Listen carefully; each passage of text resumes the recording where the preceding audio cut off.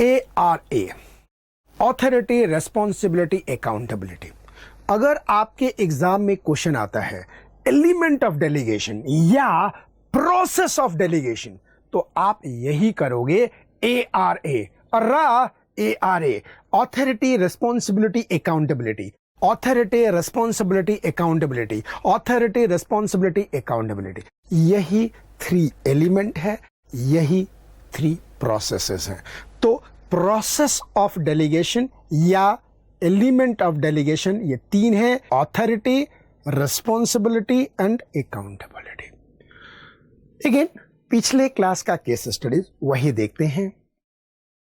CMD साहब कुमार मंगलम बिरला ने कहा विनोद कुमार वर्मा को कि मुझे एग्जीक्यूटिव असिस्टेंट चाहिए। तो सबसे पहले प्रोसेस में ये सोचेंगे कि मैं ये काम किसको दूं, प्रशांत को दूं, सुकांत को दूं, सुकन्या को दूं, किसको दूं। तो इसको कहते हैं कि हु इज राइट और कैपेबल टू गेट असाइंड। तो असाइन करना हुआ, ठीक है। चलो जी, ये हमारे प्रोसेस पे हम नहीं लेते हैं, नॉर्मल आता है। फिर एक बार उन्होंने असाइन कर लिया तो प्रोसेस 1 यहां से स्टार्ट आता है। उसको पावर दी जाएगी कि ये तुम्हारी रेस्पॉन्सिबिलिटी है, इसको करना है। So authority comes with responsibility, यानी पावर आता है उत्तरदायित्व के साथ। तो प्रशांत को ऑथोरिटी दी गई, रिस्पॉन्सिबिलिटी की एग्जीक्यूटिव असिस्टेंट को हायर करना है। अब अगर एग्जीक्यूटिव असिस्टेंट सही हायर नहीं किया तो इसकी जवाबदेही विनोद कुमार वर्मा की है, ऊपर की क्यों नहीं हुआ। सो ध्यान रखना, responsibility always goes to top, from bottom to top, bottom to top, and accountability lies with the chair.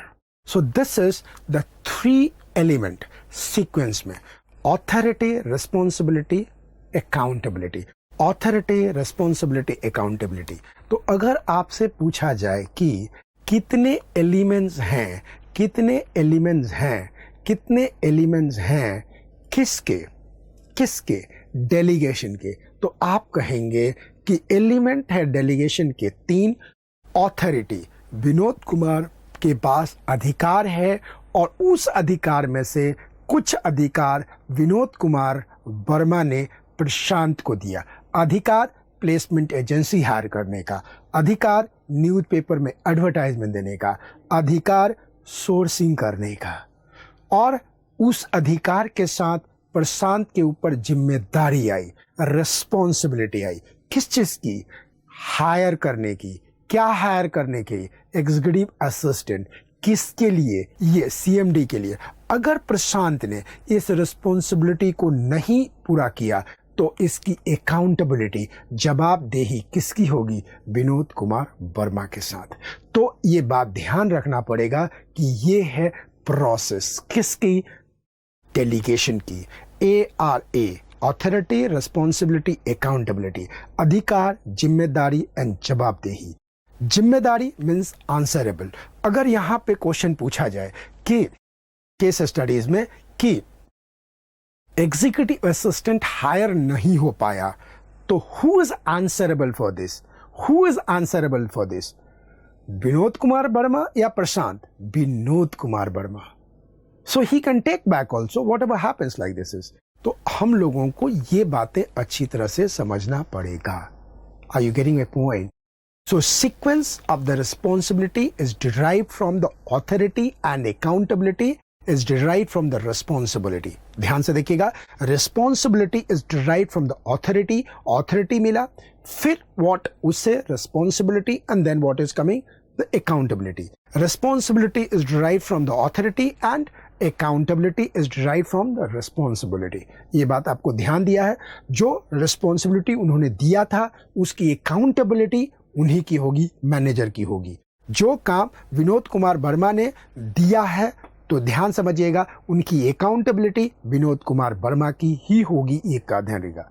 Accountability is a result focus. ध्यान देखिएगा, accountability is a result focus, whereas responsibility is a task focus।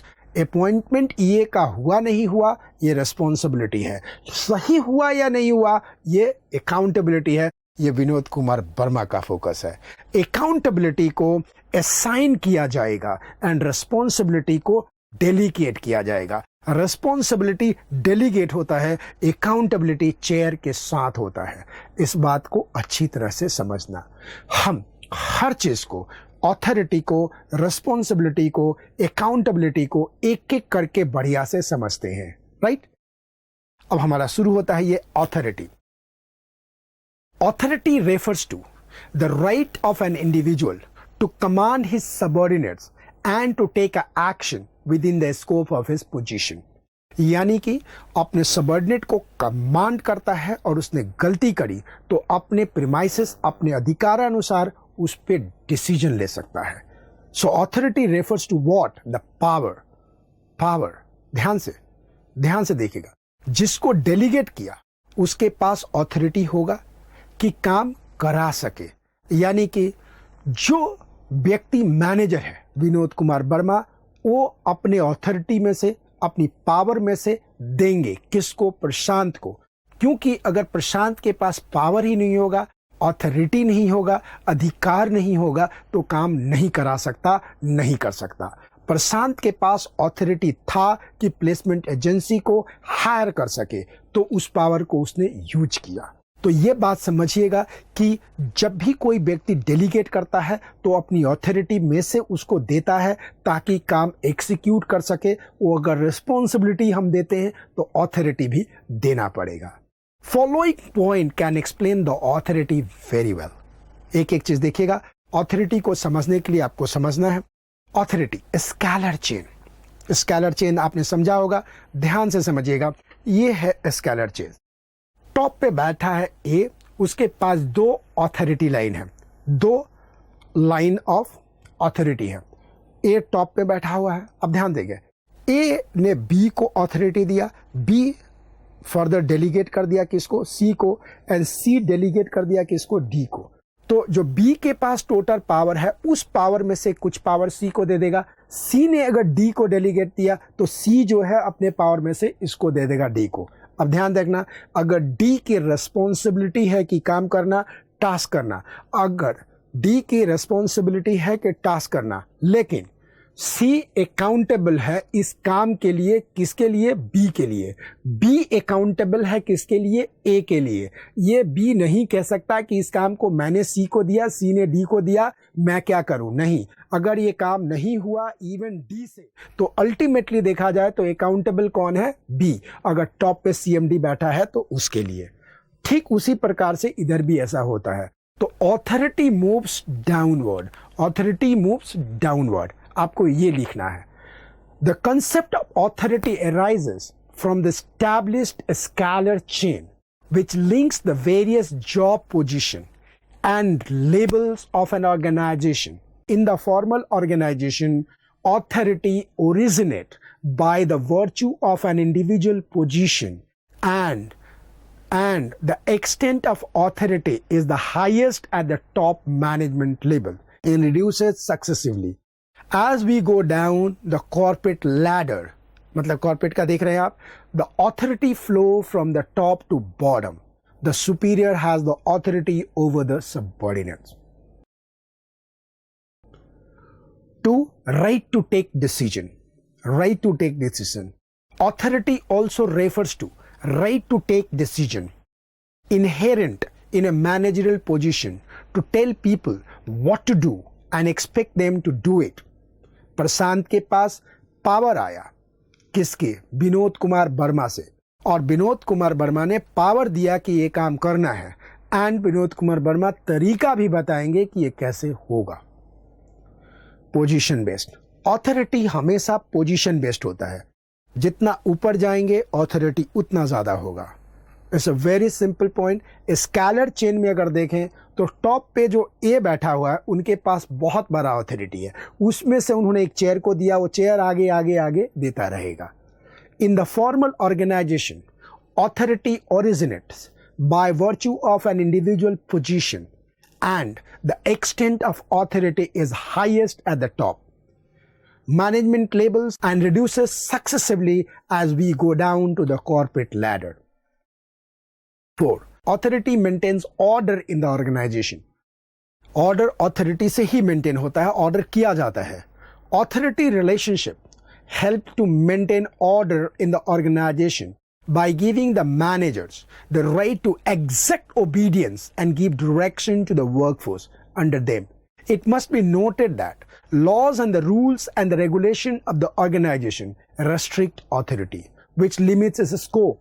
Authority determines the superior-subordinate relationship, wherein superior communicates his decision to the subordinate, expecting compliance from him, and the subordinate executes the decision as per the guideline of the superior.